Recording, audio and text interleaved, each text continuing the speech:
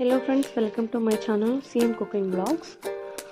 ఈరోజు నేను potato curry and sambar చేశాను.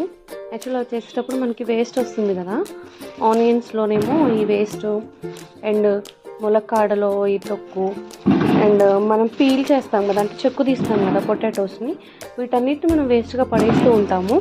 సో అట్లా పడేయకుండా మనం వీటిని ఏం చేయాలి అంటే, మనం హార్వెస్ట్ చేస్తూ ఉంటాం కదా, మనం మొక్కల్ని పెంచుతూ ఉంటాం కదా, వాటికి వేసి ఎరువులాగా వేస్తే అవి బాగా గ్రోత్ అవుతాయి అన్నమాట. మనకి ఏ వేస్ట్ వచ్చినా కూడా దాంట్లో ఆ చెట్లకి మొదలు ఉంటుంది కదా వేరుల దగ్గర, అక్కడ వేసి రోజు కొన్ని వాటర్ పోస్తే దీన్ని ఒక ఫుడ్గా తీసుకొని అవి గ్రోత్ అవడానికి ఛాన్సెస్ ఉంటాయి. సో చెత్త వేస్ట్ చేయకుండా ఎక్కడ పడితే అక్కడ పడేస్తే కూడా స్మెల్ చిరాగ్గా సరౌండింగ్స్లో బాగోదు, కాబట్టి అట్లా వేయకుండా చెట్లకు వేస్తే గ్రోత్ అవుతాయి కాబట్టి సో వేయండి.